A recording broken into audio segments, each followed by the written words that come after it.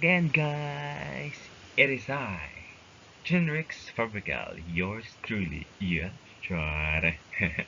Wanna serve me, right? And this time, we are going to deal with another types of topic about derivatives. And the first one is the derivatives of trigonometric functions. Second topic, derivatives of inverse trigonometric functions. Third is the implicit functions. And the fourth one is the derivatives of hyperbolic functions. And the first that we are going to deal with is the derivatives of trigonometric functions. And without further ado, let's go and check out the example or the problem that we must going to answer. Yeah. The question is, find the second derivative of the following trigonometric function. And it is y is equals to secant squared theta tan theta. Wow, ganda ng ating problem. May dalawang theta yan. Kunting background lang, yung theta is, actually yung una nakakalito rin.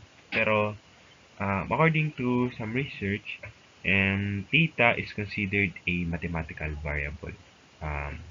Kunyari, pwede siyang x or y, yung basta isa rin siyang variable, kagaya ng mga nabanggit ko na variable. And yun, tutungan na tayo sa ating procedures or solutions para masagutan natin ang problem na ito. Yun yung tanong, find the second derivatives of the following trigonometric function. At yun nga, siyempre, bago tayo pumunta sa second derivatives ng certain function, ay dadaan muna tayo sa first derivatives. Hindi naman pwedeng mag-i-skip tayo. Hindi tayo magbibilang agad simula 2, di ba? Laging 1, 1, 2. Yeah. Okay? Yan na. And kung mapapansin po natin, palitan lang natin yung ating pangturo. Yan. Y is equal to secant squared theta tan theta. Ito po yung ating solution. Ang ginawa lang natin dahil nakita po natin na magaling yan ay understood na yan po ay multiplication. So, ang gagawin po natin is yung product rule, which is yung first term, copy lang yung first term, tapos derivative nung second or yung multiplicand yan, yung tan theta, then plus or positive sign, yung second naman, kopya, then derivative nung secant theta squared, yan. Yung secant squared theta ay ganito lang po yung kanyang expanded form. Para hindi po tayo masyadong malito, ay ginawa ko ng expanded form para makita po natin yung kung paano siya i-derive. Yan, second step po, ginopya lang po natin at dinerive po natin yung tan theta, which is ang derivative po niya is secant squared theta times 1. Yung theta, derivative ng theta instead, is 1. Plus tan theta, yun, kinopya lang ulit natin. Then, derivative of secant theta squared or yung secant squared theta. Yan, kagaya nga po sinabi ko sa inyo, para mas makita natin ng mabuti, ay ginawa ko muna expanded para hindi po tayo malito. Yan, ang ginawa po natin dito is yung chain rule. Kasi hindi rin natin basta-basta ma-derive yan. Kaya kailangan or gamitan ng chain rule. Unang-una, dinerive po muna yung outer, which is yung 2, binaba, nilagay sa unahan. At kaya naging 2 times, kinopya lang yung nasa loob, secant theta. Tapos, derivative nung nasa loob, which is ang derivative ng secant is secant u tan u. Yan, tapos du dx. Kaya naging secant theta times tan theta, tapos yung derivative ng theta is equals to 1. Dahil nga yung, kasabi ko kanina, yung theta is considered siya as a mathematical variable or kagaya po nung x, kasi pwede rin natin pa siya ng x kasi same value lang din. Pero so give natin theta yung ating ginamit. Okay? Sunod na step ay, yun nga, sinimplify lang natin. Secant theta squared times secant theta squared kasi multiply sa 1 plus tan theta times, okay, 2 secant theta squared times tan theta. Yan. Bakit po ulit nagkaroon ng square dito? Kasi ito, same base, yan. Tapos, pinag-times lang natin, secant theta, di parang pag-aadi lang po natin ating exponent, which is 1 plus 1, kaya naging secant squared 2 times secant squared times tan squared. Yung tan, multiply lang po natin sa derivative po ng theta, which is 1, kaya po siya naging tan theta, or tangent theta.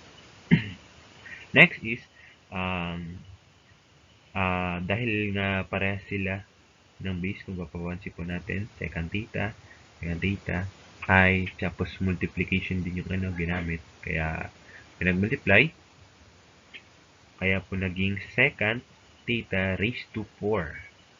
Kasi 2 plus 2 is equals to 4. Plus tan theta times 2 secant theta squared. Yan, kinopya lang po natin para. Then yun na, dito natin saka sinimplify.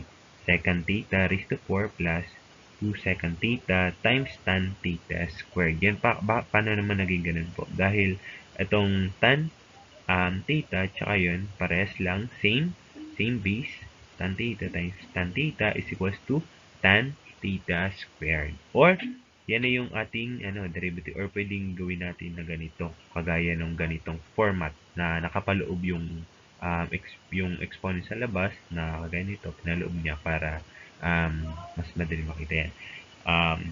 So, ang value natin ng derivative nito, first derivative is y prime is equals to secant raised to 4 theta plus 2 times um, secant squared theta times tan squared theta. Ayan, baka po kayo magtanong kung bakit hindi ko pinag-plus tong dalawang secant. Magkapares ng secant. Yan. Napansin po natin na positive or addition po yung ating operation. At makikita po natin na hindi po sila same. Yan. Kasi pag multiplication yun po pwede. Pero pagka addition ay kailangan same base, and as well ay same din yung kanilang exponent. Kung makikita natin dito, yung exponent po nila ay magkaiba. Ito po ay raised to 4 at ito po ay raised to 2. Yan. Next na po tayo. Dahil nakuha na natin yung first derivative, syempre, ang kasunod na natin ay third derivative. Wala, 7. Syempre, second derivative.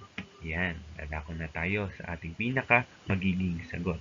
Yan, dahil yung ang ating sagot, ito yon, secant raised to 4 theta plus 2 secant squared theta times tan squared theta. Therefore, kagaya lang ginawa natin, addition, ginawa lang dito is in-expand lang ulit natin.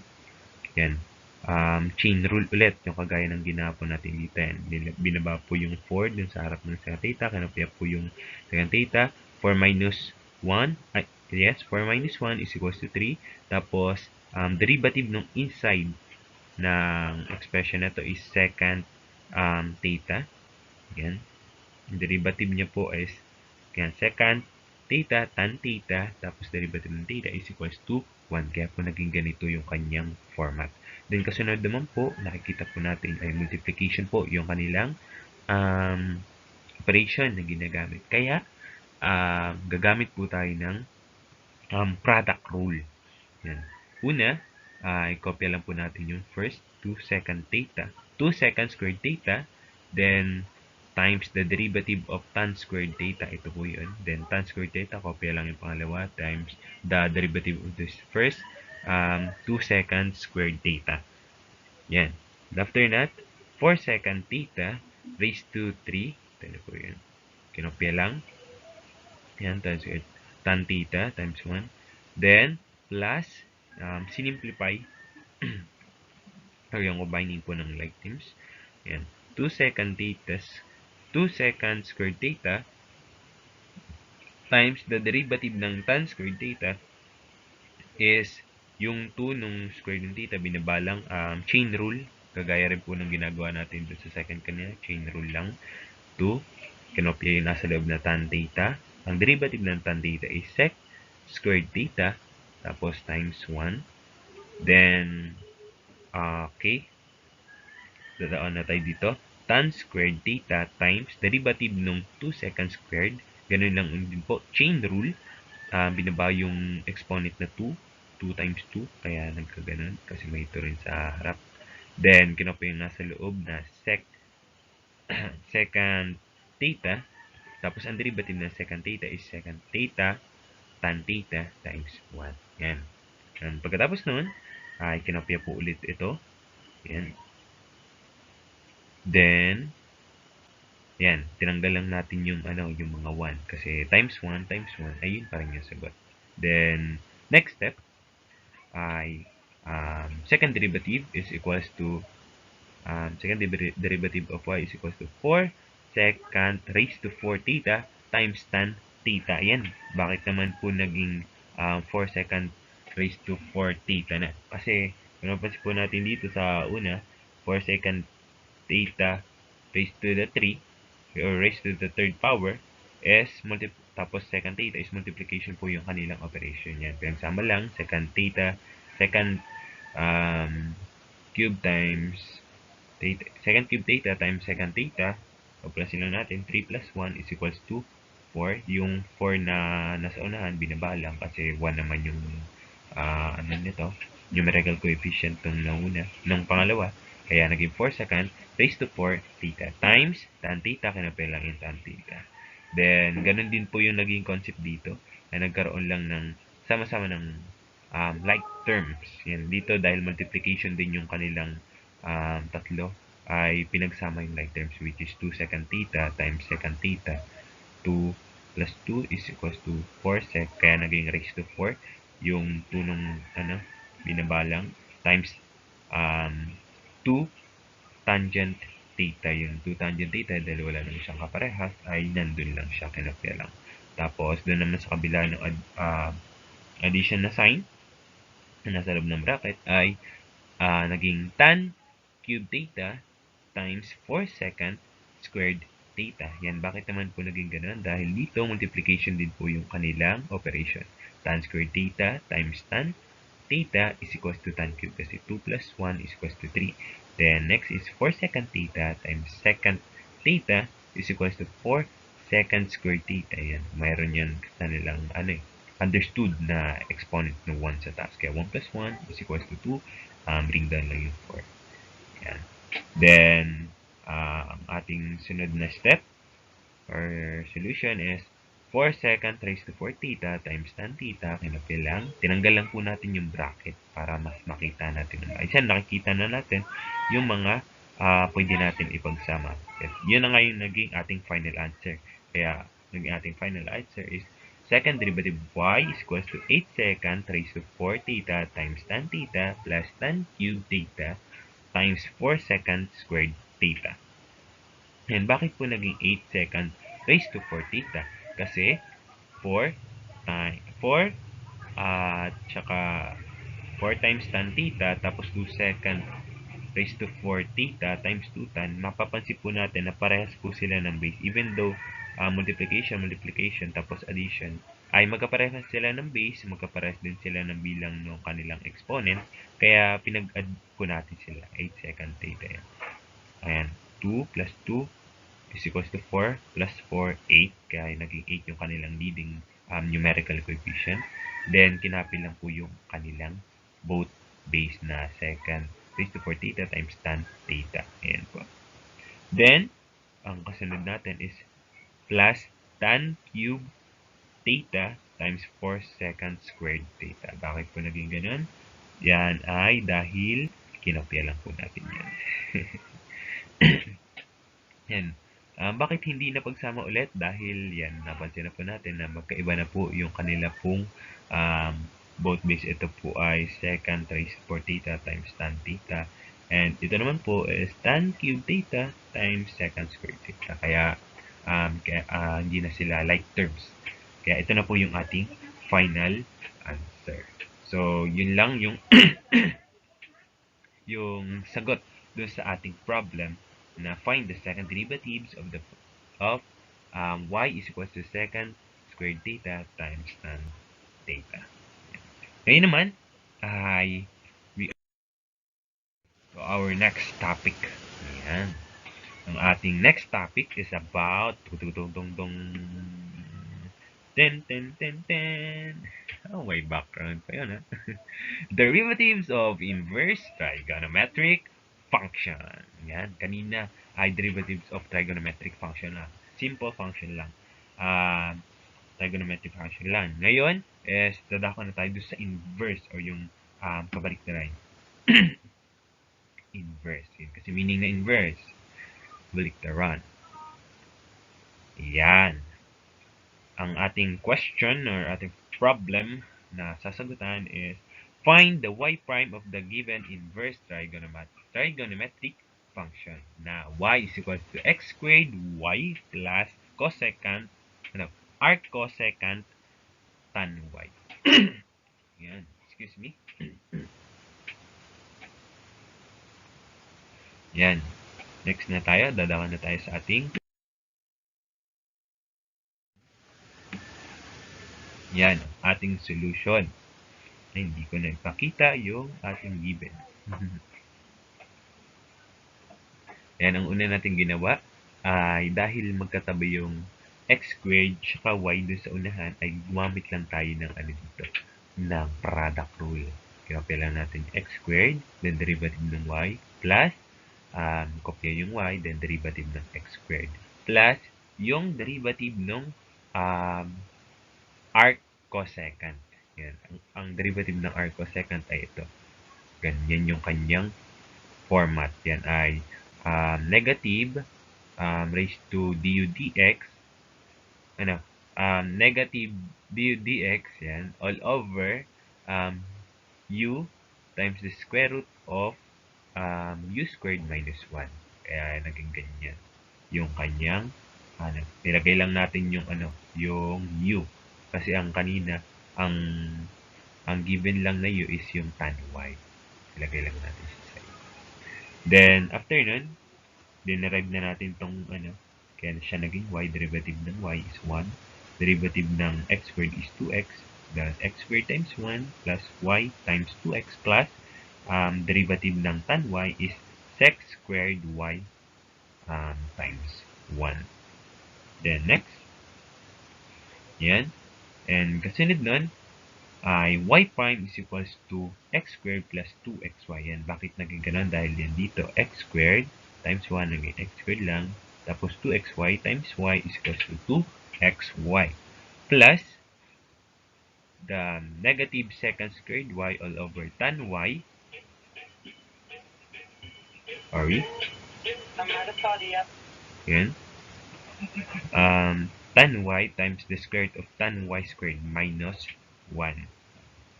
At yun. Yun na yung ating yun, yung ating final answer, yung positive times negative, naging negative lang. And yun na, ang ating derivative ng inverse trigonometric function. Yan. Ang kailangan lang natin para masagutan natin, syempre, yung mga inverse trigonometric function and iba pang mga trigonometric function is magbigay tayo ng time para makabisado yung kanilang mga formula. Kasi that way, mas matutulungan natin masagutan ng mabilis yung yung mga problems. And as well, hindi na tayo titingin-tingin sa ating mga notes. Especially, nalalapit na yung ating face-to-face classes, ay mas kailangan na natin talagang mag-aral na mabuti at masuulo yung ating mga formula. So, next topic na tayo. At ito ang implicit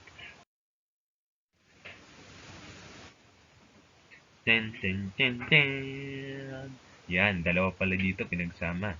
Bale, mapagsasabay na natin yung third and fourth topic natin na implicit functions and the derivatives of hyperbolic functions. At yun, dadakan na tayo sa ating question. Problem. What is our problem? Yan, ang ating problem ay number 32. Kasi yan ang aking napili. 32, 13, 32, 30. 32. Dami yan. Yan, ang ating question is x times y or xy is equals to Ang base dyan ay yun, um, hyperbolic arc secant. Yan. Yun. Kasi for sec h negative in arc sec h, pwede na yung arc sec h. Pero kailangan daw is, ang basa kasi dito dahil siya may h, kasi yun ay hyperbolic function na. Then, negative 1 is arc for inverse. Right? Inverse hyperbolic secant square root of x plus sin or hyperbolic of um, sin y or sin y, hyperbolic sin y. Shin, check, shin, sabi ni sir. Pwede tayo basa da. Pero not formal yan. So, dadakan na tayo sa ating solution procedures kung paano natin makuha ang derivative of the given implicit hyperbolic function. Yan, ito yung ating given x, y is equal to sec h negative 1 or um, inverse hyperbolic secant square root of x plus hyperbolic sine y. Solution, yan ang una natin gawa dahil siya ay implicit ay kailangan natin makuha muna yung y prime. Kailangan ay makapag-produce tayo ng y prime with respect to x. Yan.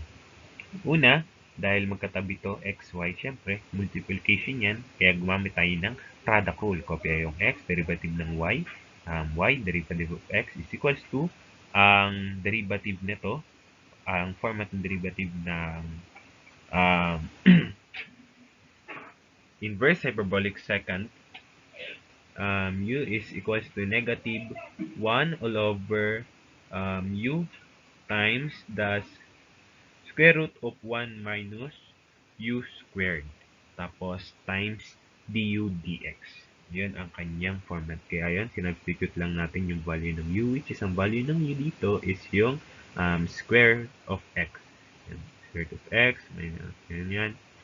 Then, plus, sin, and hyperbolic sine y. Yung derivative niyan. Okay na?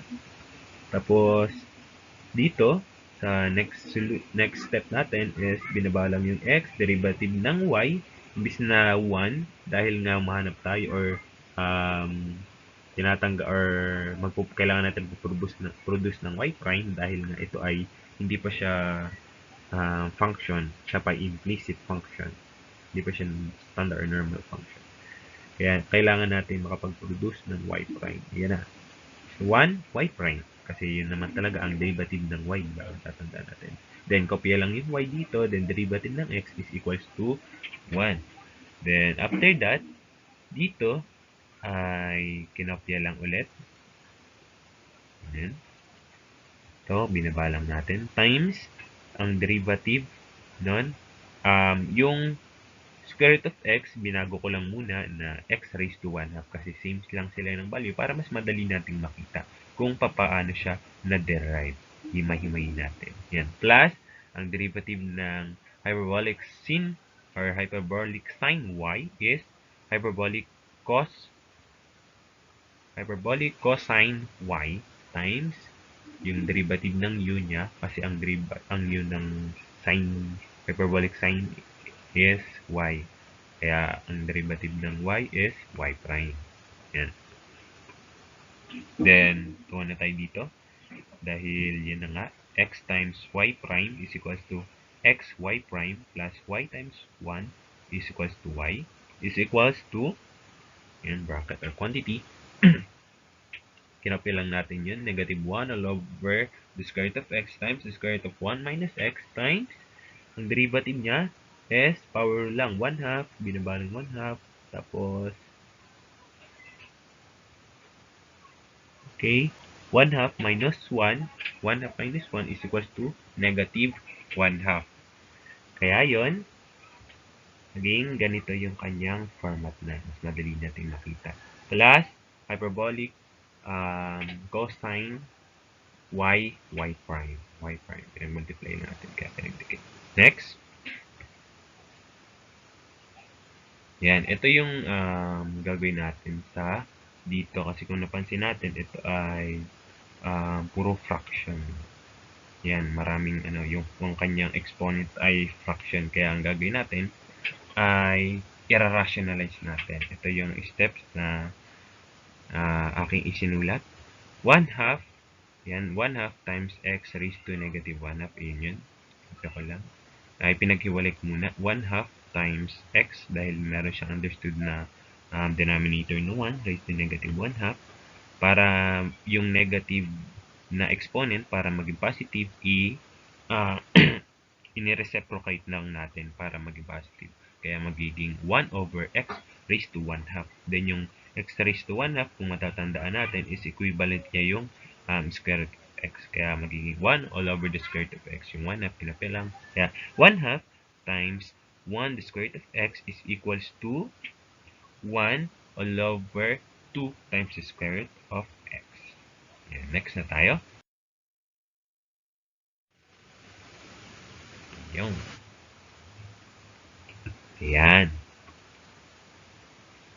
Okay. Ito ng kasunod. X times y prime plus y is equals to quantity negative 1 all over the square root of x times the square root of 1 minus x. Yung kanina, nasagot natin dito is times 1 all over 2 times the square root of x plus hyperbolic cosine of y prime. Ang ginawa lang natin ay pinagsama muna natin itong nasa loob. Then copy, negative 1 all over the square root of x times the square root of 1 minus x times 2 times the square root of x. Yan, bakit ganun? Pinag-multiply natin, 1, 1, at sinama lang natin yung yan. Kaya nagsama-sama silang 4. Then, after nun, ay pinag-combine lang natin yung like terms, which is itong dalawa. Square root of x times the square root of x, dahil para sila ng base, ay magiging square root of x squared. Kaya napansin natin dito yung x nakahiwalay na siya, hindi na siya nakapasok sa square root. At yung 2 nasa unahan na yung kanyang lead. Siya na yung naging leading numerical coefficient nung term na yun. Then next step, and then yan, xy prime minus cos y prime is equals to the quantity negative 1 all over 2 times the square root of 1 minus x times x minus y. Bakit naging ganito? Transpose lang natin yan dahil gusto nating maihiwala yung y prime, dahil may y prime dito sa kabila, may y prime sa kabila.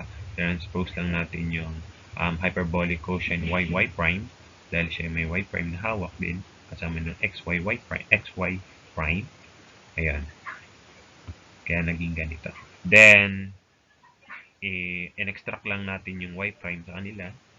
Yan. X divided by y prime is x. Negative cos y prime divided by y prime is equals to cos y or hyperbolic cosine y. Then, divide both sides para matira or ma-isolate yung y prime ng x minus hyperbolic cosine or negative hyperbolic cosine of y. Kaya naging ganito na siya. Then, kopya lang natin to. At yun. Therefore, our final answer is y prime is equals to the quantity of negative 1 all over 2 times the square root of 1 minus x times x minus y all over x minus hyperbolic cosine y. So, yun lang yung ating topic ngayon. Sana natuwa kayo sa pakikinig sa ating maikling topic or lesson about derivatives. Ang may una nating topic, first topic is application of derivatives to determine the maxima and minimum or the maximum and minimum of a certain problem. And pangalawa na ating na-topic kanina is yung derivatives of trigonometric functions. Pangatlo, derivatives of inverse trigonometric functions. Pangapat is yung implicit. And yung panglima is derivatives of hyperbolic functions, which is napagsabay natin ngayon dahil yung problem natin is hybrid. Meron siyang implicit and hyperbolic function. So, nawa is naintindihan nyo yung topic natin. And yun lang, and thank you so much everyone for listening. Once again, I am Genrix E. Fabrical, your topic lecturer. aka Speaker then. Now, signing off.